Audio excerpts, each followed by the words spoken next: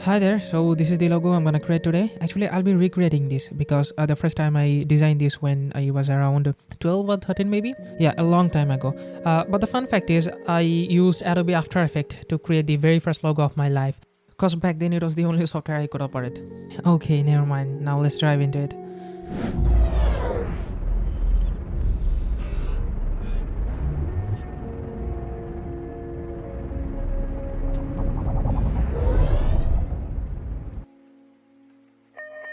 Alright, so first what I'm going to do is create the main structure of the logo using pen tool.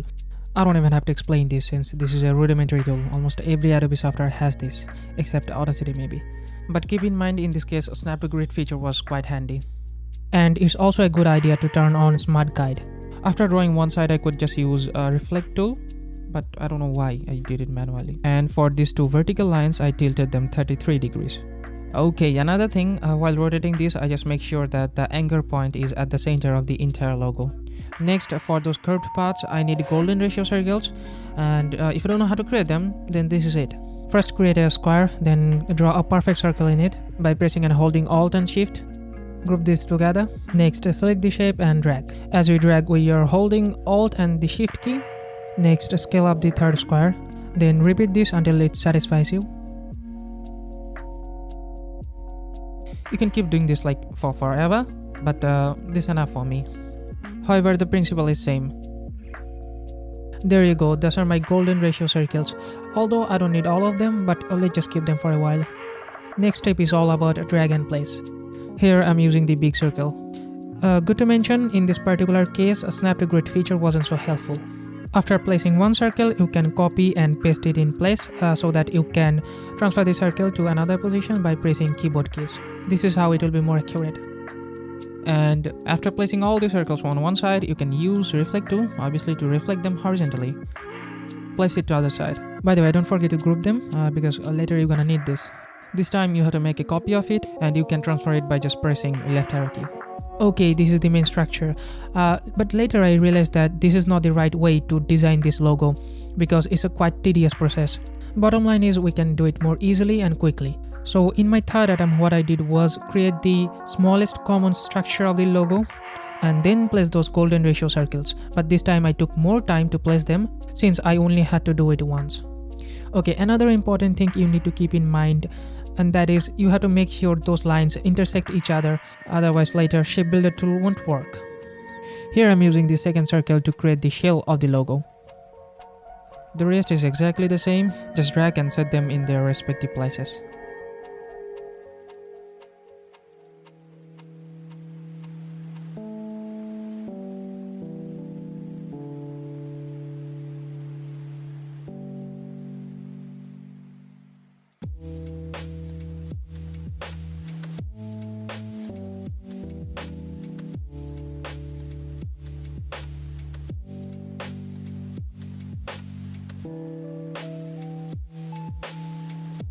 Next, select the entire shape and group them, and then reflect it horizontally.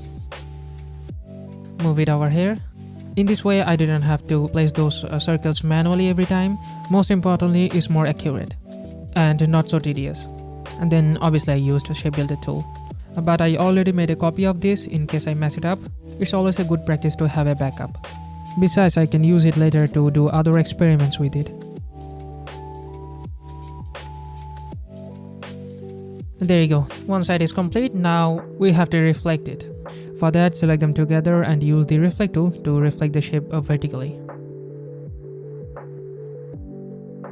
And make a copy of it and use the keyboard keys to place the shape in its position. And by the way, don't forget to make it upside down because we are creating N and not M. So we also have to reflect it horizontally.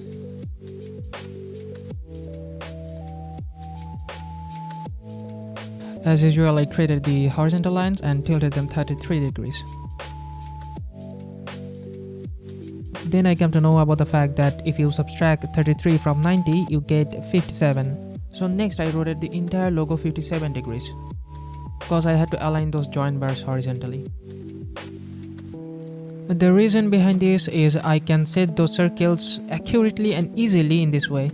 I don't know if this is the right way to do this or not, but it seemed easier to me.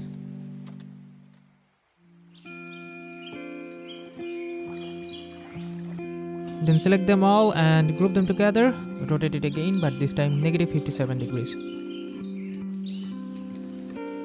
Then of course build the shapes of the join bar. Go ahead and create some cool looking shapes and show your creativity. There is no right or wrong way to do this.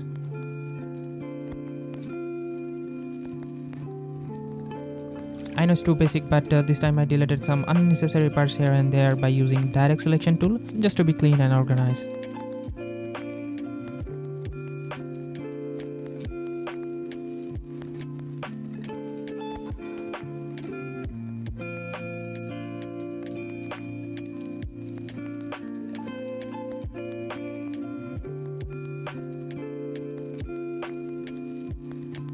Trading of N is almost done, but now comes the most fun part, and that is getting rid of all those unnecessary stuff.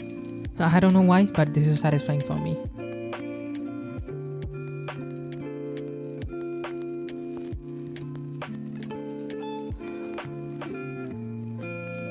Okay, that's it. This is my N. Now we have to create M, but before that we can duplicate it in case I mess it up again. Now select the shape of N and reflect it vertically.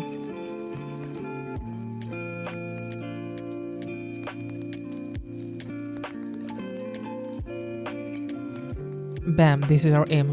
But on a serious note, you have to delete all the layers beneath the above layer because we are duplicating it. Otherwise your Illustrator will go extremely slow. Please don't forget to do it. Then what? Just build the shape.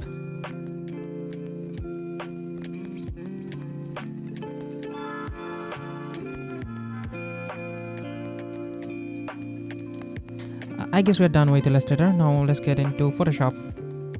So this is my gradient layer, which I created in my second attempt, but it wasn't a smart object, so I had to recreate it.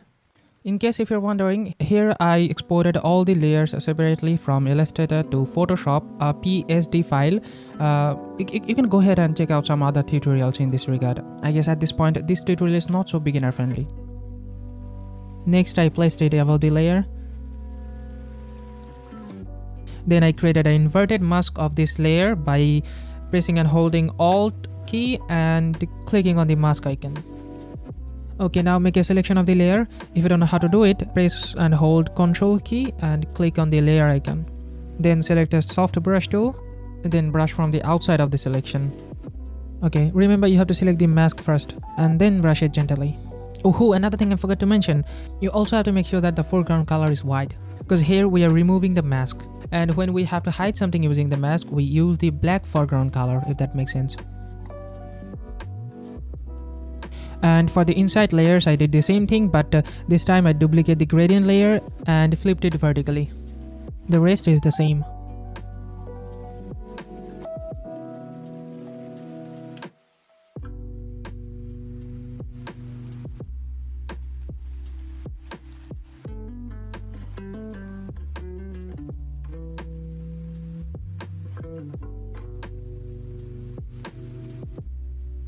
I should have understood earlier that I just need a single gradient layer.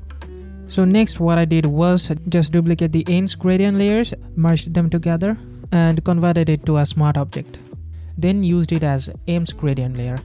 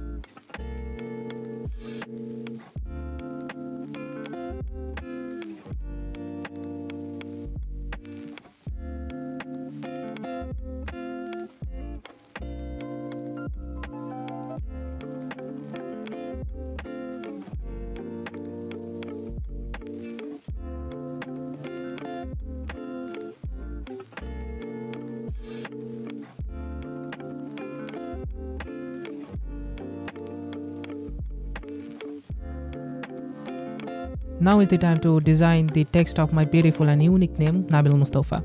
Isn't it unique? No, it's not actually. There are 6 guys in our class named Nabil. Okay, never mind. Here I'm using Spy Agency and Spy Agency outline font.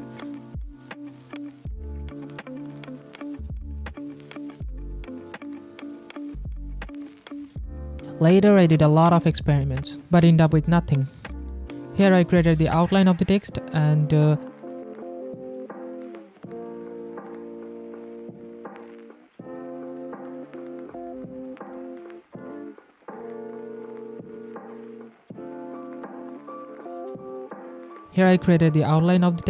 adjusted a little bit. Okay, and the text is in Spy Agency's outline font, which is the second text layer. Rest you can see what I'm doing here. It's pretty easy and quite understandable, so enjoy the show.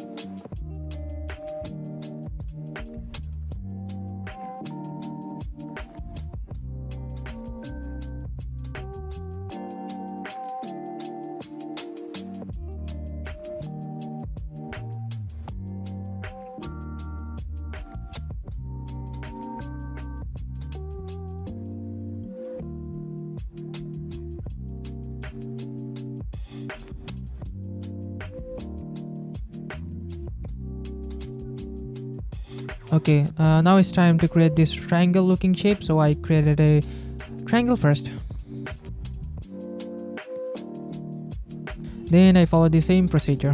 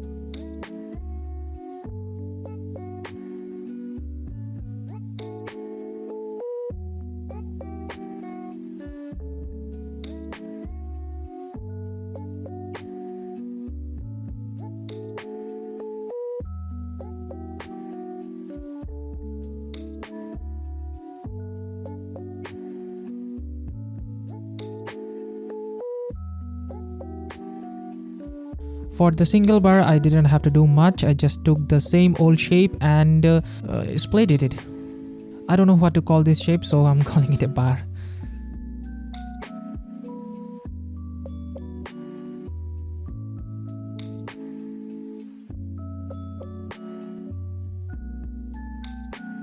Then again, use of reflect tool.